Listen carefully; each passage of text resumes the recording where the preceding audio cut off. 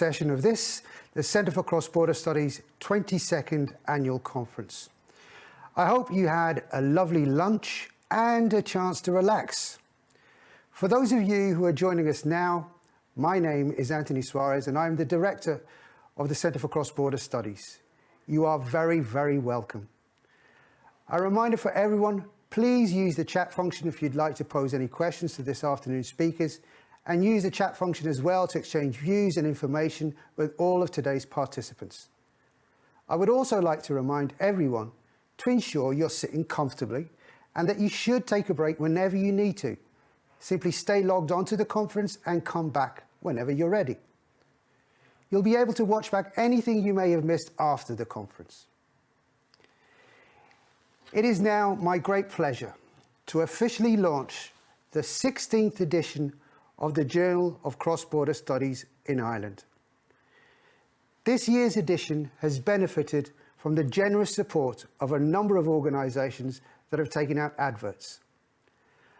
I would therefore like to thank City of Derry Airport, EURES Cross-Border Partnership, Intertrade Ireland, the Locks Agency, Safe Food and Waterways Ireland for their incredible support.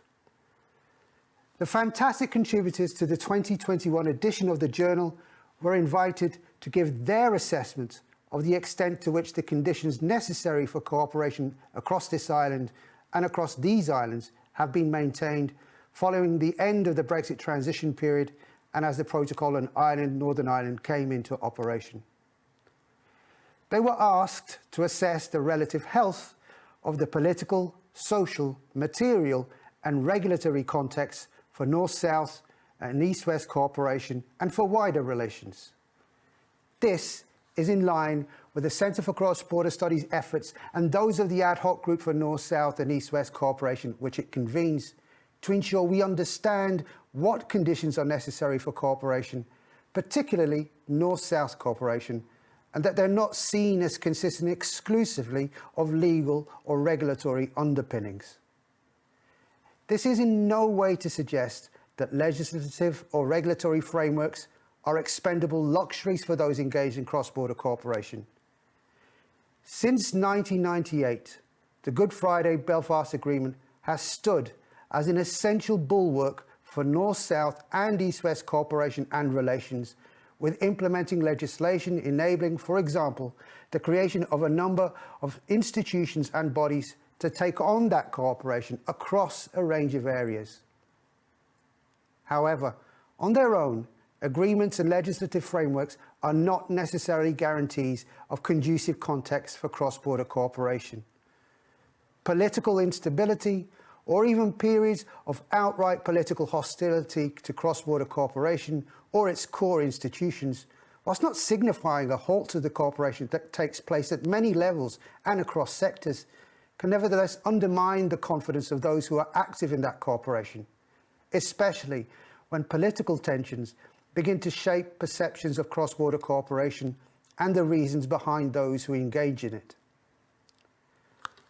The 2021 edition of the Journal of Cross-Border Studies in Ireland, then, seeks to test the state of health of the conditions for cooperation and relations within and across these islands and beyond, with the first 4 articles looking at the political conditions. One of the common threads running through the contributions from Paul Gillespie, John O'Brennan and Peter McLaughlin, and in the joint article by Kirsty Hughes and Tobias Locke, is the issue of trust, and how relationships between various governments and between political leaders have been impacted by the disappearance of what had in many ways been a platform for developing relationships of trust and the devolution of power, namely common membership of the European Union. Paul Gillespie's article sets his discussion on this theme within the context of political science and international relations scholarship's theoretical perspectives on trust, focusing principally on post-Brexit British-Irish relations. He sets out the evolution of a pattern of changing balances of power and the development of increasing relationships of trust, remarking how Brexit has rudely interrupted the pattern, making it necessary to reinvent the trusting relationships built up in Brussels and Strasbourg. In his article, John O'Brennan also picks up on how common membership of the EU placed Irish-British relations on a different footing, although focusing on how Ireland sought to balance relations with the United Kingdom and the European Union in the aftermath of the Brexit vote in 2016. For him, the behaviour of the UK government since the 2nd of January suggests Brexit will constitute a semi-permanent phenomenon and problem in British and Irish political life. John O'Brien offers a critical insight into how Ireland has been approaching a uniquely complicated balancing act, with the implementation of the Protocol on Ireland, Northern Ireland serving as a severe test. In the third article, Peter McLaughlin also looks at UK-Irish relations, but placing them within a longer historical pattern of Ireland and Britain's different interactions with continental Europe, arguing that there has always been a significant European influence on the dynamics between the two islands, primarily resulting from British security concerns. Having considered that wider historical context, McLaughlin evaluates the significance of the withdrawal agreement reached between the UK and the EU, suggesting that ultimately Boris Johnson was happy to sign off on whatever was required to secure a Brexit deal, with no considered resolve to honour the commitments he was entering into.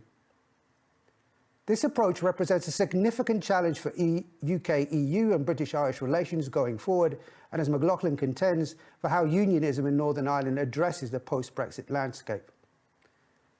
In the last article, focusing on the political conditions for cooperation, Kirsty Hughes and Tobias Locke concentrate on Scotland's relationship to Ireland and on their different relationships to the European Union in the light of Brexit.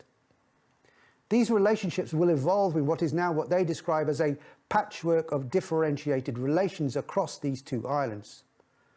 After a critical examination of what this patchwork may represent, the authors conclude with a consideration of what Irish-Scottish relations might look like in the event that Scotland were to become independent and a member of the EU, suggesting that the greatest challenge for the EU and Ireland in this scenario would be in the impact on the rest of the UK, England, Wales and Northern Ireland of that independence.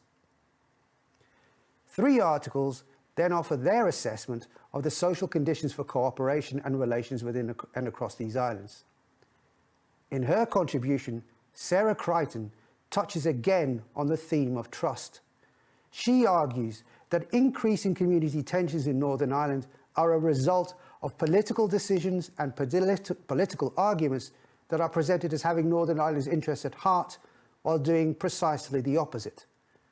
Political opponents, she contends, portray themselves as defenders of the Good Friday Belfast Agreement, but do so with very partial readings of it.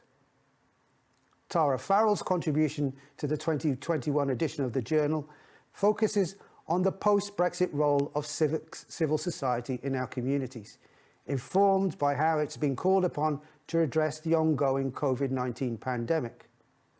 Her article presents a critical assessment of the current structures for civil society engagement in the processes of policy making, and how women's voices continue to be largely absent or marginalised, before presenting a number of concrete proposals to strengthen social conditions for the mutual benefit of communities across these islands. Considering how the UK's departure from the EU will change the landscape for cross-border cooperation within these islands and between these islands and the EU, Charles Whitmore's article seeks to provide a clearer understanding of what this will mean in terms of the post-Brexit conditions for civil society engagement in such cooperation. However, his article rightly notes how challenging this is, given that the UK is the first country to leave the EU, which means we are faced with the uncertainties of a novel situation. This year's edition of the Journal of Cross-Border Studies in Ireland concludes with 3 articles considering the prevailing material and regulatory conditions for cross-border cooperation and relations. In his contribution, David Hennig sets out from the premise that in developed economies, the production and sale of virtually all products and services are subject to regulations, and that these regulations can be set at different levels, including state or province, country or internationally. Crucially, considering the nature of pre- and post-Brexit arguments, he notes that the lower the level regulations are set, the greater the likelihood of meaningful democratic consent, but equally, the greater the obstacles to commerce within and between countries. Balancing democratic control with the benefits of integration, Hennig argues in his article, is a problem that all governments face, but that few have discussed seriously. David's article is a vital contribution in this regard.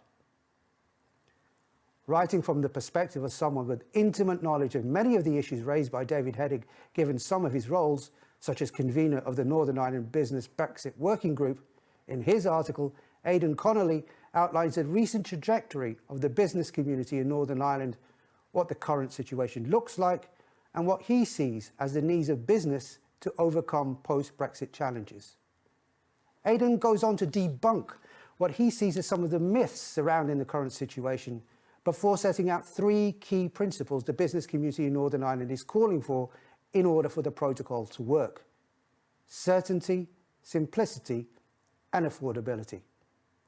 And bringing this edition of the Journal of Cross-Border Studies in Ireland to a close is Dagmar Sheik's proposal that, quote, as long as its constituent parts are partially within and without the EU, life on the island of Ireland needs a better legal frame than the protocol offers presently, and it is possible to improve that frame below the threshold of Northern Ireland or the UK rejoining the European Union.